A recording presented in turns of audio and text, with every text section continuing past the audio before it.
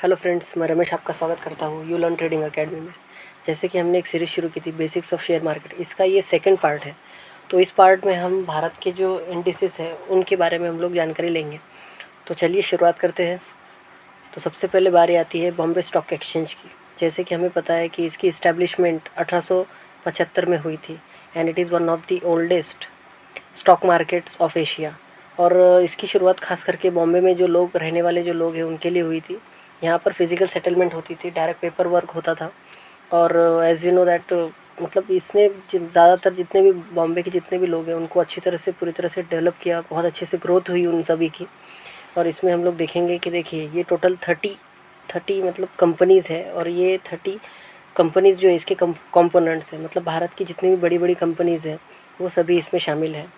और जितना हो सके ये जो 30 कंपनीज़ हैं इनके परफॉर्मेंस पे ही डिपेंड होता है बॉम्बे स्टॉक एक्सचेंज की परफॉर्मेंस।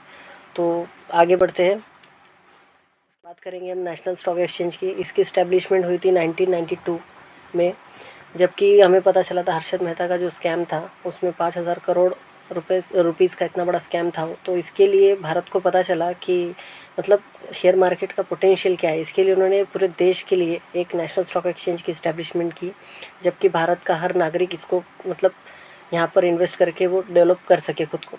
और साथ ही साथ इन्होंने डीमेटेरियलाइज करने के बाद इसको ऑनलाइन मतलब स्टॉक मार्केट को ऑनलाइन लेकर के आ गए। अभी इसके कंपोनेंट्स के बारे में जानकारी लेंगे। यहाँ पर देखिए ये 50 कंपनीज़ हैं, भारत की सबसे बड़ी कंपनीज़ हैं और इनके ऊपर ही डिपेंड होता है भारत की इकोनॉमी। मतलब जो जीडीपी होता है भारत का, तो इसके ऊपर हम लोग समझ सकते हैं कि भारत का जो परफॉर्मेंस है, जो स्टॉक मार्केट जो नेशनल स्टॉक एक्सचेंज है उसका परफॉर्मेंस अगर अच्छा हो और वो मतलब अच्छी तरह से ग्रोथ कर रहा है तो उसके हिसाब से हम लोग समझ सकते हैं कि भारत का जीडीपी बहुत ही बढ़िया है। इसमें देखिए अलग अलग सेक्टर्स हैं। इसमें ऑयल एंड गैस सेक्टर है, आईटी सेक्टर है, फाइनेंशियल सर्विसेज है, फिर कंस्ट्रक्शन सेक्टर है, फार्मा सेक्टर है, पावर सेक्टर है, मेटल्स है, सीमेंट सेक्टर है, टेलीकॉम सेक्टर है और ऑटो सेक्टर है।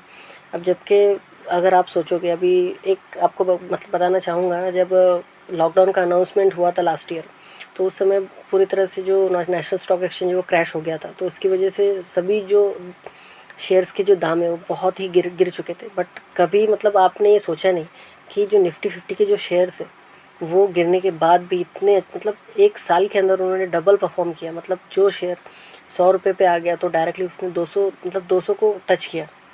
मतलब जैसे कि अब रिलायंस सोचोगे, रिलायंस ने 950 को टच किया था मार्केट क्रैश होने के बाद, और एक ही साल में उसने रिकवरी करके 2200 को टच किया। HDFC बैंक के बारे में भी बात करोगे तो सेम बात है। अगर विप्रो के बारे में बात करोगे तो 150 पे आने के बाद वो 400 440 को टच, मतलब एक साल में देखिए उसका परफॉर्मेंस कितना बढ़िया है। मतलब आपने अगर इन्वेस्ट अगर किया होता तो वो डबल हो जाते आपके एक साल में।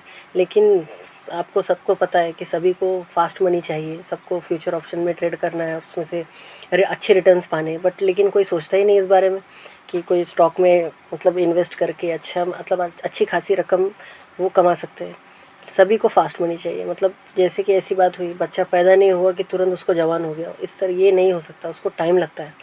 लेकिन इस बारे में सोचिए और ज़्यादा से ज़्यादा इन्वेस्ट कीजिए शेयर्स में जो कि आपको अच्छा रिटर्न देंगे। और ख़ास करके निफ्टी 50 के शेयर्स में इन्वेस्ट कीजिए जो कि आपको एक एक साल में अच्छा मतलब मतलब रिटर्न आपको देंगे। अगर यहाँ पर आप सोचोगे तो ये फ्री फ्लोट मार्केट जो कैपिटलाइजेशन है इसकी मेथड इन्होंने शुरू की है 1996 से। और हर साल मतलब जो CAGR है इसका, मतलब पूरे वर्ल्ड के हिसाब से इसका 13 या 14% का CAGR है, कंपाउंड एनुअल ग्रोथ रेट। और ये सबसे बेस्ट मतलब पूरे वर्ल्ड में सबसे ज़्यादा सिर्फ और सिर्फ NSE का ही है, NSE और BSE। चलो फ्रेंड्स आगे बढ़ते हैं। और हाँ, एक बार और बताना चाहूँगा, जो भी शेयर मतलब इसमें आउट परफॉर्म करता है, मतलब उसकी डेवलपमेंट इतनी कुछ मतलब डेवलपमेंट जैसे कि उसकी ग्रोथ नहीं हो रही है, कंपनी की ग्रोथ नहीं हो रही है, उसके जो भी मतलब जो क्वार्टरली रिजल्ट्स आ रहे हैं उसमें मतलब रेवेन्यू जनरेट नहीं कर पा रहा, तो वो उसको क्या करते हैं, उसको हटा करके एक नए शेयर को उसमें ऐड करते हैं। और ऐसे 50 शेयर्स का मतलब जो कंपनीज़ का जो मतलब जो इंडेक्स है तो उसको बरकरार रखते हैं। चलो आगे बढ़ते हैं फ्रेंड्स। इसके बाद बारी आती है निफ्टी बैंक की। एक्चुअली निफ्टी बैंक जो है ये निफ्टी 50 का ये मतलब कंपोनेंट था, उसका ही एक सेक्टर है बैंकिंग सेक्टर। इसकी इस्टेब्लिशमेंट 2000 में की थी, क्योंकि अगर देखा जाए तो भारत के जो बैंक्स है इसमें परफॉर्मेंस काफ़ी बढ़ रहा था और सभी की मतलब पब्लिक डिमांड पे इसको एक स्पेशल इंडेक्स उन्होंने बनाया। और ख़ास करके निफ्टी, बैंक निफ्टी जो है, इसका जो लिक्विडिटी बहुत ज़्यादा है और इसका जो रिटर्न है वो भी काफ़ी अच्छा है। और इसके लिए इसमें ज़्यादातर फ्यूचर ऑप्शंस पे ट्रेड किया जाता है। ये देखिए सभी कंपोनेंट से अगर आप बात करोगे, एचडीएफसी बैंक ये सबसे बड़ी बैंक है भारत की, और ये सभी जितने भी बैंक्स हैं, तो ये मतलब तो कुल मिलाकर 12 बैंक्स हैं। और ये भारत में मतलब इनकी डेवलपमेंट अच्छी है, मतलब जो भी एनपीए रेट है, जो भी उनका जो भी रेवेन्यू जनरेशन है क्वार्टरली, वो भी काफ़ी अच्छा है।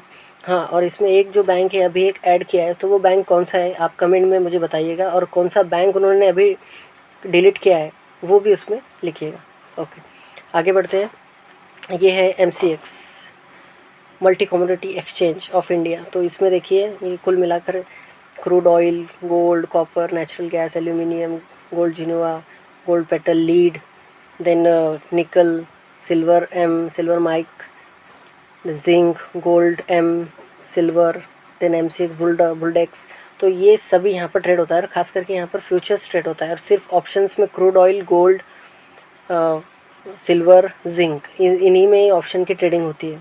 और ज़्यादातर जो लोग मतलब जॉब करते हैं, जो मतलब एम्प्लॉयज़ है, ज़्यादातर वो इसमें ट्रेड करते हैं। इसका जो टाइमिंग होता है सुबह 9 से रात के 11:55 तक का टाइम होता है। ज़्यादातर लोग 4 बजे के बाद इसमें ट्रेड करते हैं, जो भी एम्प्लॉयज़ है जिनको टाइम शाम में मिलता है, और अच्छा मतलब रेवेन्यू जनरेट करते हैं यहाँ पे, और अच्छा ही मतलब उनको अच्छे रिटर्न मिलते हैं।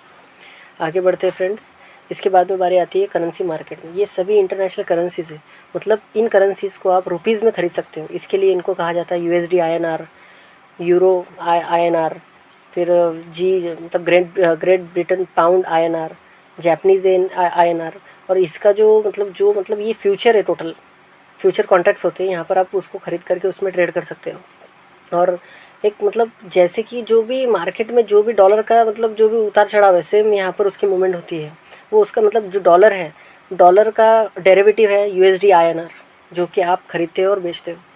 और इसका जो टाइमिंग होता है सुबह 9 से दोपहर के 5 तक इसका टाइमिंग होता है। और इसमें भी ट्रेडिंग अच्छी है, और मतलब ज़्यादातर देखा जाए तो इसमें लेवरेज ज़्यादातर दिया जाता है ब्रोकर से। और इसके अंदर आप 2 से 3 दिन की पोजीशन बना करके अच्छे रिटर्न ले सकते हो। अगर आप सोचोगे USD INR इसमें 2000 की इन्वेस्टमेंट है, एक लॉट आप खरीदो, 2-3 दिन के बाद उसको बेच दो, आपको 1 से 1,500 तक आसानी से मिल सकते हैं। बस आप जो टेक्निकल एनालिसिस है, कैंडल को अच्छे से पूरी तरह से स्टडी करके ही उसमें इन्वेस्ट करना है। मतलब एक्चुअली आपको एक तो बाय करना है या सेल करना है, वो आपको डिसाइड करना है कैंडल पे, या बुलिश है या बियरिश है। ओके, तो फ्रेंड्स जितना हो सके मैं आपको नॉलेज देने की कोशिश कर रहा हूँ। कृपया करके आप लाइक कीजिए, शेयर कीजिए, सब्सक्राइब कीजिए, और जितना हो सके आप प्लीज़ ये जो वीडियो है इसको मतलब शेयर कीजिए और सब्सक्राइब कीजिए मेरा चैनल। जितनी मैं मेहनत कर रहा हूँ आपके लिए, प्लीज़ इसके बारे में सोचिए। Thank you.